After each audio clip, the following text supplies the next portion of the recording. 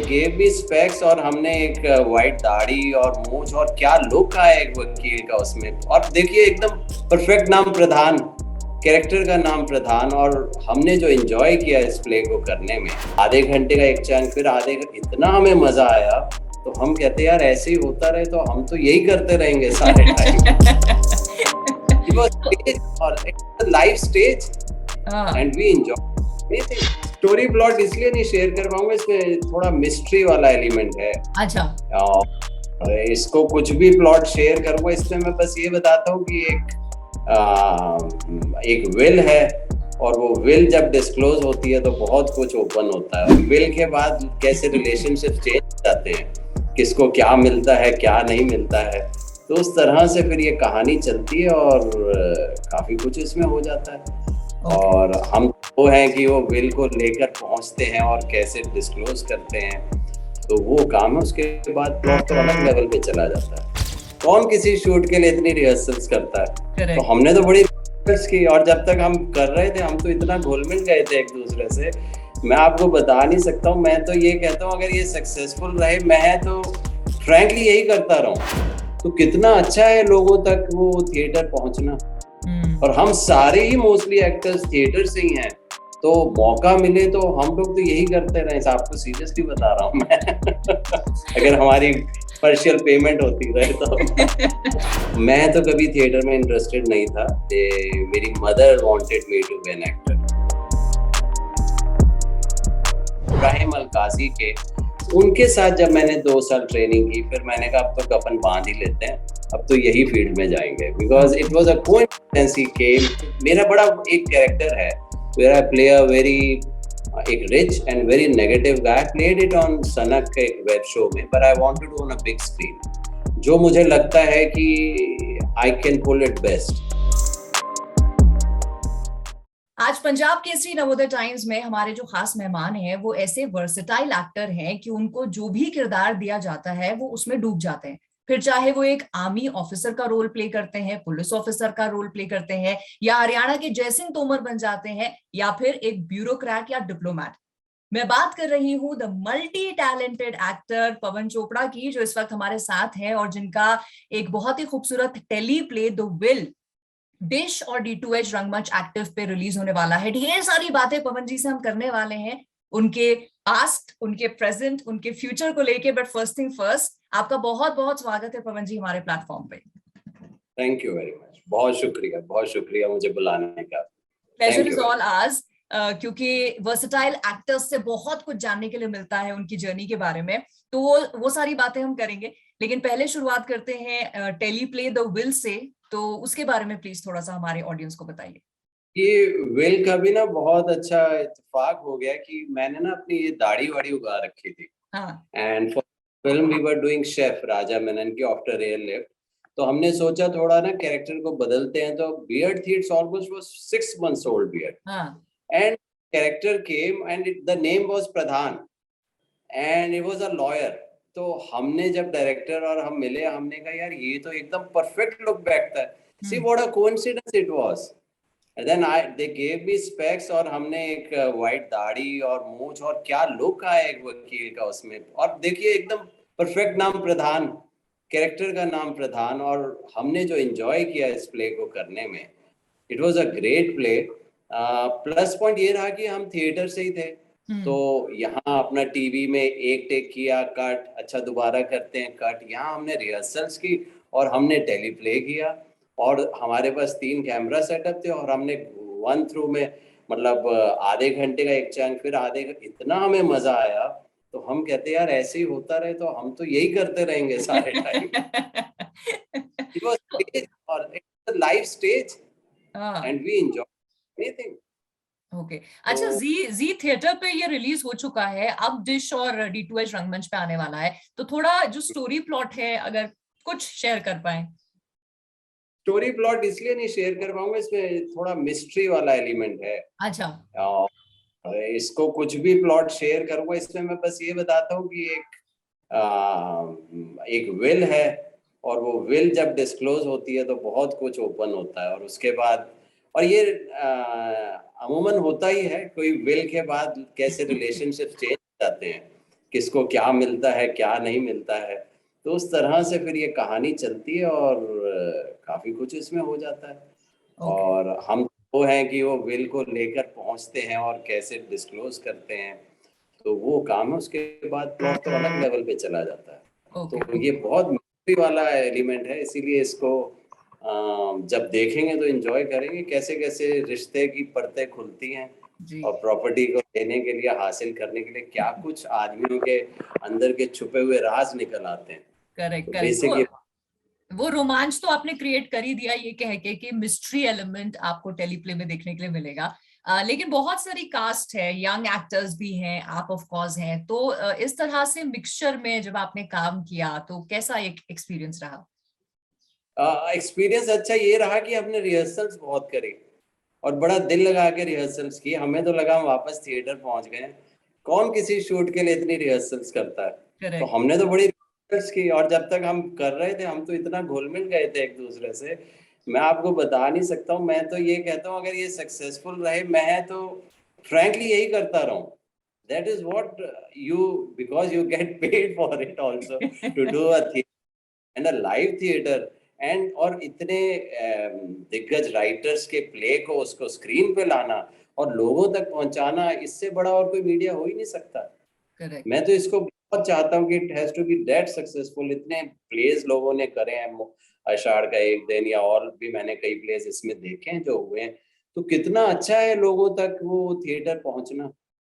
और हम सारे ही मोस्टली एक्टर्स थिएटर से ही हैं, तो मौका मिले तो हम लोग तो यही करते रहे। आपको सीरियसली बता रहा हूँ मैं अगर हमारी पार्शियल पेमेंट होती रहे तो मुद्दे की बात यही है कि पेमेंट होती है तो फिर क्या, कौन रोक सकता है आपको थिएटर करने में। करेक्ट तो का बहुत बड़ा, मैं तो बहुत ग्रेटफुल था कि ऐसा अपॉर्चुनिटी हमें मिली।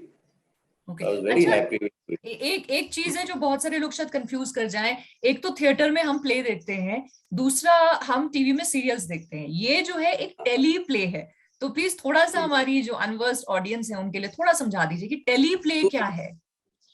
टेली प्ले ना, it is like a theatre आप जो घर पर देख रहे हैं। मैं आपको सीरियसली बताऊं, ये वैसे हो ही नहीं सकता। इसको टेक करो, एक सीन करो, अच्छा दूसरा करो, ये एक रन थ्रू में शो होता है। और इसके लिए आपको रिहर्सल्स करनी पड़ती हैं, क्योंकि आपको सारे सीन्स याद करने, पूरा प्ले याद करना है।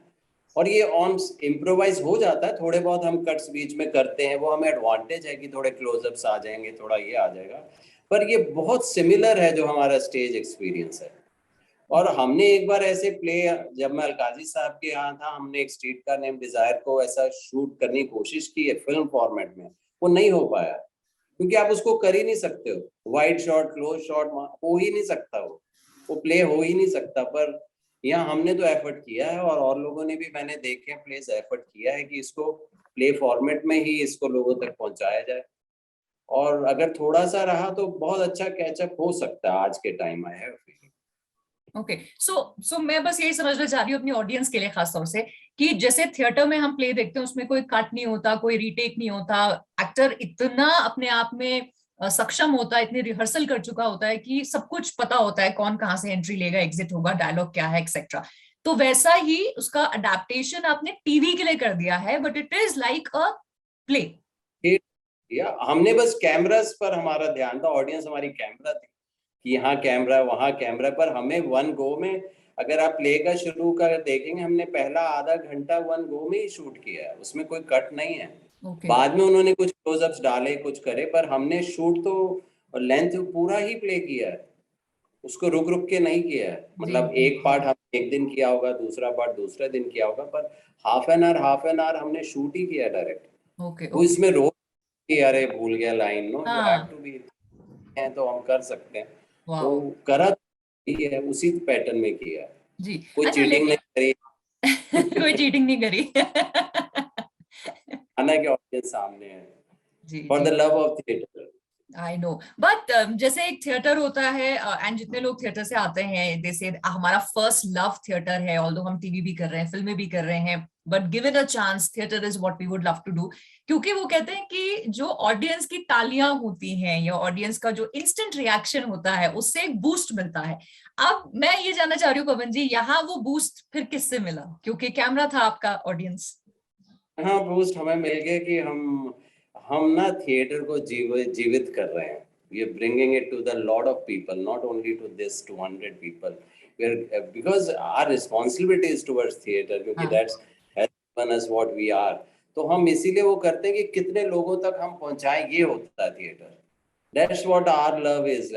क्योंकि ऑडियंस हमें करता है, we don't do it for boost. ये एक अलग बात हो जाती है कि हम अपनी कला को भी ना उस हिसाब से ट्यून करते हैं। अच्छा आज यहाँ लाफ्टर आ गया, अच्छा आज वहां आ गया, अच्छा यहाँ चुप है। दोज रिएक्शंस से हम अपनी एक क्राफ्ट को मोल्ड कर पाते हैं, और जब हम सिनेमा में आते हैं लोग एक्सेप्ट करते हैं तो हमने कहा हमने ठीक सीखा है। सो मतलब ये टोटल हम्बलनेस वाली आप बात कर रहे हैं कि लोग अप्रिशिएट करते हैं तो आप बोलते हैं अच्छा हमने सीखा, क्योंकि आपके काम की वाकई हर जगह तारीफ होती है। जो भी रोल आप करते हैं, आप पवन चोपड़ा के नाम से ना जाने जाएं तो आपका जो किरदार है, जैसे कहीं कोई बोलेगा अरे ये तो शर्मा थे फैमिली मैन में, या फिर अरे ये तो जयसिंह तोमर है, सो वो कहीं ना कहीं स्ट्रेंथ है ऑफ योर कैरेक्टर। और एक और चीज जो मैं पूछना चाह रही थी कि कांस मार्केट सेक्शन में आपकी एक film the tale of a Santa and his moth feature होने वाली है, तो उसके बारे में प्लीज कुछ शेयर कीजिए, और हम्बल मत होइएगा प्लीज। ये भी हम्बल तो नहीं है, पर पता है क्या है, मैं आपको सच ही बोलता, हम्बल नहीं मैं मेरी सोच ही ऐसी। तो ये होता है कि मैं यहाँ ना काम कर रहा था बहुत ज्यादा। I been doing it and I got worn out, tired हो गए। जो हम थिएटर में नहीं होते, मीडिया में ना करते करते so many characters I been playing for last 2-3 months, I got very exhausted. तो देन कैलकाटा में there is a director Anik Chowdhury, so he has been sharing with me in Facebook his shots, his jo he shoots and all, and that really clicked with me, with my soul, my kind of thinking, that creative kind of process which we are lacking in our media. और मेरे अलकाजी साहब की training है, I am trained by him, so मेरा thought process वही रहता है। सो वहाँ वो हम मैच हो गए, then we went to Calcutta, we shot this film which is a total a very creative process, very creative, it is not a very commercial, पर वी हैव ओनली केप्ट कि ऑडियंस का ध्यान में रखें और उस पैशन के साथ हम करें। हमारा थोड़ा सा क्रू था और इतना पैशनेटली वहाँ काम हुआ उस फिल्म को लेके, so that's why it is reaching where it has to go. So we are hitting now with the world, because हम सोचते हैं कि हम लोग बहुत अच्छे कलाकार लोग यहाँ हैं, पर प्लेटफॉर्म्स वो उस तरह से नहीं हो पाते हैं, तो हम ट्राई कर रहे हैं एक फिल्म ले जाके, how it works, I hope आगे इंटरनेशनल अप्रिसिएशन मिल जाए हम लोगों को। Definitely touch wood to that, क्योंकि आपने जैसे कहा पैशन से काम हुआ है, तो वो आई होप ऑडियंस तक भी आए, इंटरनेशनल लेवल पे आए। बट पवन जी, आज आपकी जर्नी अगर आप देखें तो काफी समय से आप काम कर रहे हैं हर मीडियम में लगभग, आपने चाहे थिएटर हो, चाहे कमर्शियल्स हो, टीवी हो, फिल्म फॉर्मेट हो, आपने काम किया है। बट इनिशियल जर्नी की शुरुआत की मैं अगर बात करूं, वो कहाँ से, मतलब वो एक्टिंग का कीड़ा कब आपने जाना आपके अंदर है? ये ना अच्छा इतना टाइम है मेरे पास, मैं बोल लेता हूँ। वो है कि मैं तो कभी थिएटर में इंटरेस्टेड नहीं था, मेरी mother wanted me to be an actor.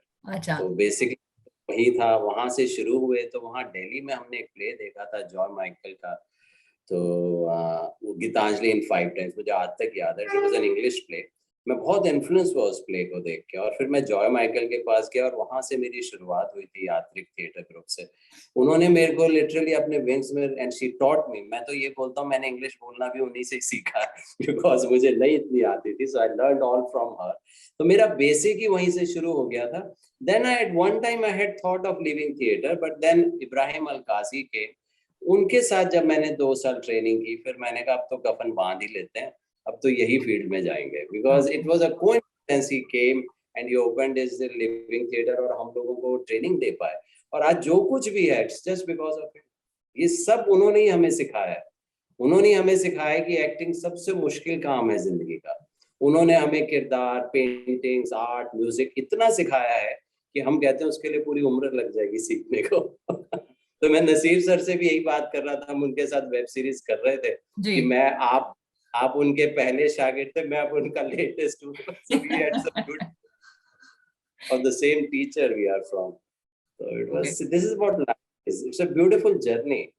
और फिर यहाँ पे थिएटर वहां से करने के बाद यहाँ आए, यहाँ दिनेश ठाकुर के अंक के साथ मैंने काफी थिएटर किया, ऑलमोस्ट मैंने 100 प्ले तो कर ही डाले होंगे, और इतना पृथ्वी पे परफॉर्म किया, बहुत ज्यादा परफॉर्म किया। फिर then I left theatre, then I moved into TV shows, TV से घर चलाना है, तो वो सब। Then the journey had been interesting after basically Dil Dhadakne Do in 2014, then it all went into all, और अच्छा उसके बाद आई गॉट myself और conviction कि हमारी एक्टिंग भी लोगों को पसंद आ जाती है। काफी पसंद आ रही है, और आप इंडस्ट्री के वर्सेटाइल एक्टर्स की श्रेणी में आते हैं।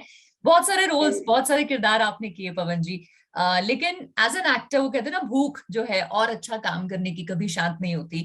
बकेट लिस्ट में बहुत सारा होता है कि ये भी रोल करना है। ये आपकी बकेट लिस्ट में ऐसा है तो कुछ यार ये एक किरदार निभाना है या इस तरह का प्रोजेक्ट करना है? नहीं, बकेट लिस्ट में मेरा एक पर्टिकुलर है, मेरे को टाइप का बड़ा कर देता है। अभी भी मैं जा रहा हूँ किसी लोग टेस्ट के लिए, तो मैं एक रोल जैसे शर्मा का रोल किया तो मेरे कई शोज वही मैं तो इवन स्पेशल ऑपरेशंस में भी था तो उन्होंने कहा तो 2 बार तो उन्होंने मेरा एडिट कर दिया। तो देन असुर 2 में I am doing a big role. मेरा क्या है कि मेरा बकेट लिस्ट चेंज हो गई आज की डेट में। आई थिंक कि आई शुड, मेरा बड़ा एक कैरेक्टर है where I play a very एक rich and very negative guy. I played it on सनक के एक वेब शो में, but I wanted to on a big screen, जो मुझे लगता है कि I can pull it best. पर बकेट लिस्ट ना बहुत चेंज हो जाती है हर बार। So you चलिए, जो भी जब भी आपकी जैसी बकेट लिस्ट हो वो ऊपर वाला फुलफिल करता रहे और आप हमें ऐसी एंटरटेन करते रहे। जाते जाते बहुत सारे लोग हैं जो आपके काम को पसंद करते हैं, तो कोई मैसेज आप देना चाहें हमारे प्लेटफॉर्म से? अच्छा, किन के लिए? एक्टर्स के लिए, लोगों के लिए? हमारी ऑडियंस के लिए, आपके फैंस के लिए। हाँ, मैं तो यही कहूंगा कि काम पसंद करते रहो, और हम और कोशिश करते रहेंगे और अच्छा काम करते रहेंगे, और उनका प्यार ही है और सब कुछ है जिस करके हम आज यहाँ खड़े हैं। अगर वो मुझे एक्सेप्ट ना करते तो मैं यहाँ भी ना होता। मुझे बहुत ज्यादा प्यार है लोगों से कि मैं जब काम भी करता हूँ तो मुझे लगता है कि मैं उनके दिल को कहीं छूऊं, कहीं टच करूं। I am not doing for अपने कमर्शियल इंटरेस्ट, पर मेरे को ज्यादा होता है कि लोगों के दिलों में अपनी जगह बना लें, और मैं यही चाहता हूँ दिलों में मेरी जगह बनती रहे। मैं काम इतनी शिद्दत से सिर्फ इसीलिए करता हूँ, उनका प्यार पाने के लिए। डेफिनेटली आपकी ऑडियंस पवन जी आपको ऐसी प्यार देती रहेगी। ऊपर वाले से हम यही प्रार्थना करते हैं, may you have a long healthy life, बहुत सारा काम आप करें और हमको ऐसे ही एंटरटेन करते रहें। So thank you so much for your time and thank you for this interview. Thank you so much. Thank you so much. Thank you. Bye bye.